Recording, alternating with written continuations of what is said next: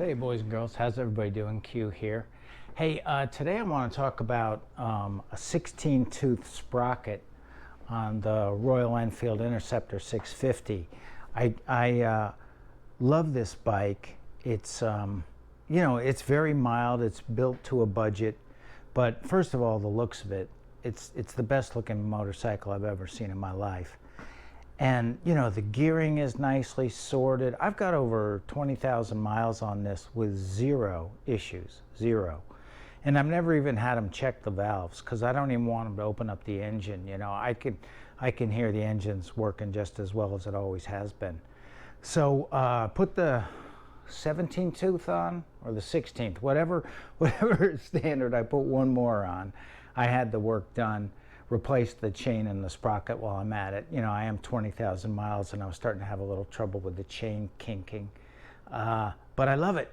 Bottom line, now 4,000 RPM, where the engine is very, very happy, is 65 miles an hour. 4,000 RPM, where the engine is happy, used to be 60 miles an hour.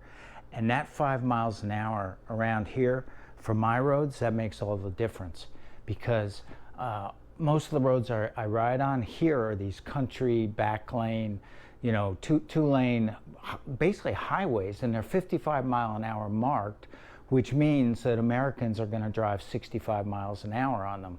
I don't know if you know this in England, but when you see a speed limit, Americans automatically get plus 10 miles per hour. Don't ask me why. It's just because we bitch and moan if it's a few miles over, and so it's not worth the hassle to the police or to us. So that's how that works. But anyway, to have this bike cruise along just so happily at 65 miles an hour just takes, pickup trucks running up my ass. It just takes that right off the table. So if you're considering putting up that next higher tooth sprocket in front, it's a relatively easy job if you're handy, and not too expensive if you take it to a Royal Enfield dealer. It's just made the bike so much better. But again, it depends on your roads. If you're riding these little, English country lanes where 45 miles an hour is exciting, you don't need to change the gearing on this bike. But, here and in a lot of places in the US, 65 miles per hour is kind of expected. It's kind of table stakes, and I don't like riding with the engine feeling stressed. At 4,000 RPM, this engine is very, very happy, just totally happy. And that goes all the way down to like 2,800 RPM, maybe even lower. I mean, the torque on this thing is just consistently wonderful. So I'm going to take it out for a little ride and see what comes of that. But if nothing good comes of the ride video, bye for now.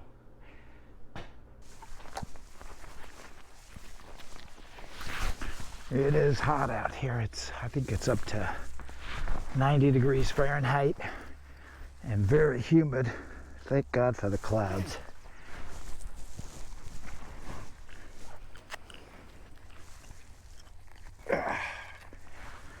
So this has been an absolutely delightful ride, and that's what this is all about. It's about getting out here.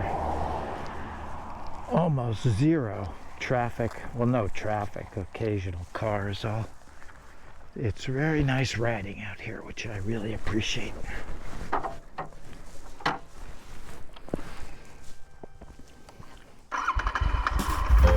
Alrighty, away we go.